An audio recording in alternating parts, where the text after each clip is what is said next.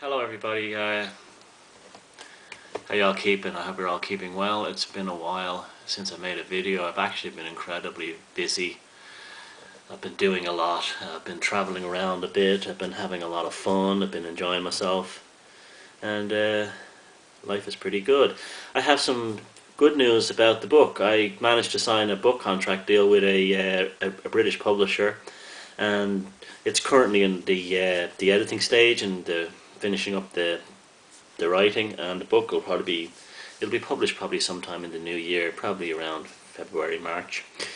The book will be titled Puzzling People, The Labyrinth of the Psychopath, and it'll be basically, it won't be so much about personal testimonies, well, not mine anyway. I've actually been getting emailed, and a lot of emails, and people around the world writing to me about their personal stories, and some of them are quite harrowing. But they're all ultimately stories of survival and triumph, and that's why they're included, because that's what Puzzling People, the book, will be about. It'll be a manual or a primer for helping people spot psychopaths in everyday life. It'll also be a book about how to deal with them, how to survive the experience, and ultimately become like I am, like a happy person. It's got to the stage now, and I'm writing this book, that I don't even remember the people in the past, even right back to my childhood, anymore. It's almost like they faded away, and I'm putting this stuff down before I forget about them. It's like I don't remember their names. Well, I remember their names, but I don't even remember what they look like or their sound of their voices anymore. It's been a very interesting experience. It's been very cathartic, and the book will be me basically taking all the research material I've done over the years, some of it actually quite academic and complex, and putting it into an easy readable format, pretty much in the style that I talk in. So it won't be talking down to anyone. It'll be friendly. It'll even have some humorous parts in it.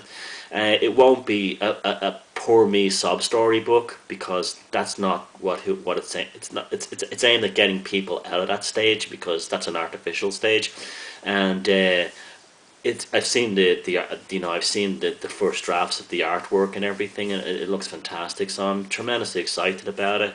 It's also the first time I've worked with a real publishing house and dealing with editors and stuff. So it's been a fantastic experience for me in that way.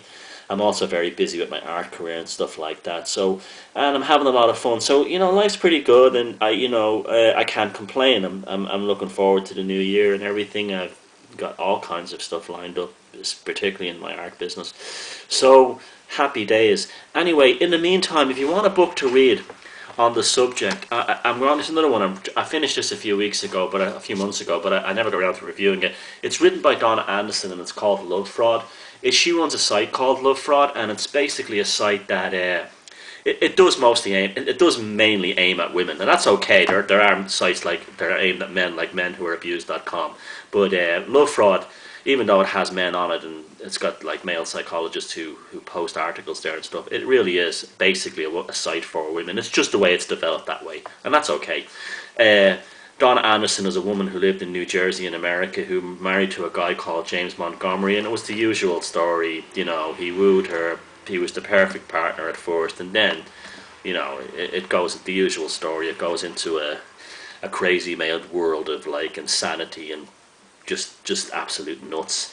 But what's interesting about this book is two levels. One, she deals with it's good for the financial aspects of it, because she's a very good sort of archivist, and she kept good sort of records of the financial dealings. So even if you were never in a relationship, a romantic relationship or otherwise, with a psychopath, but you got involved with them in a business level, this is actually pretty good, because it shows you how they'll just basically just drain you. You will become their business.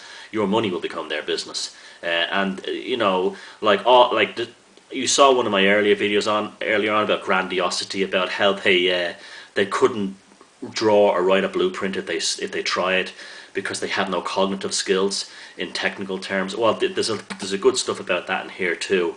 Here he is here. That's the guy here, and that's her. So that's the name of the book, Love Fraud. It's about how marriage to a sociopath fulfilled my spiritual plan. It's a bit new agey. That's okay. That's her religion.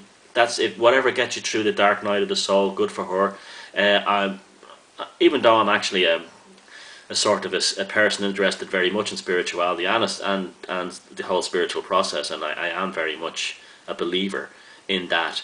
I don't buy into the whole New Age idea in the same way I don't buy into the organized religions. I just it's just not for me. But that's okay. It's not saying it's wrong. It's just not for me. Whatever helps these people.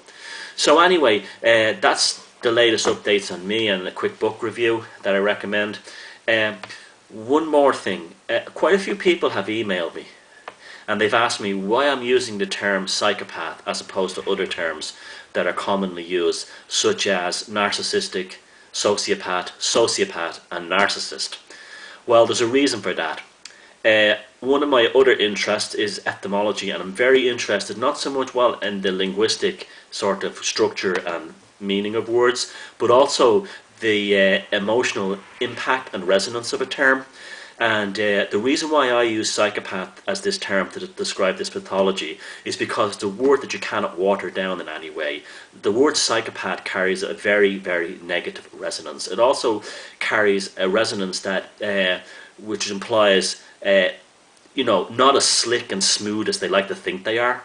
And that's true because their lives, no matter how slick and smooth they play it, their lives are always permanently on the edge of chaos. There's always crazy problems in the background and other mad crap that's going on. That's the first reason I use it. It cannot be watered down. It's a bad word to describe bad people. The second reason I use it is because psychopaths themselves don't like the term, because again, they have a romantic image of themselves. Like they love being called narcissists, believe it or not, because narcissist has an almost romantic aspect to it in a way. If you look at it, you think of sort of like pre-Raphaelite dandies looking into a lily pond, considering their own like gloriousness. And also, I've noticed that they're using the term narcissist and sociopath a lot in the hope that they get these sort of pathologies socially accepted and then considered as an illness, so it will be seen that they have no control over what they do. So you get this like one aspect, like they like to be called themselves sociopaths because it has the term society in it, and that way we'll come to accept them. We should never accept these creatures, never. And the second one is narcissist, because that almost sounds like I'm a narcissist, I'm romantic, I'm a tortured genius. That's not how these people are inside. These people inside, if you were to open up their souls, what you would see would be an open sewer, an open clogged toxic sewer. There's nothing sociable, romantic or acceptable about what they are inside themselves. So that's why I'm sticking with the term psychopath. It's also psychopath is also the term most commonly used by people in the field, like the top people, and going right back to the first books and documents on it in the 1940s. This term psychopath is well established. Now there is some issues with some people think it's stabby psychopath. That's okay. I've no problem with that because there are stabby psychopaths, and that's the way it's going to be. But I don't want the ones who are sort of like the shifty, promiscuous sort of like ones that think they're smooth operators, getting away from being compared to these because they're the same thing. There's no difference. Anyway, psychopaths it is. Psychopaths they'll stay, and I don't think I have anything else to say right now relevant to this. Well, I do. I have tons of things, but I can't get them in this my short video. Anyway, the book comes out next year. It's called Puzzling People, The Labyrinth of the Psychopath. Until then, look after yourself. I'll be back with some more videos. Don't worry, I'm not gonna shag off right now. And stay safe. You're just too good to be true. Can't take my eyes off of you. You feel like heaven to touch. Ooh, wanna hold you so much. Stabby psychopath. Stabby psychopath. Stabby psychopath.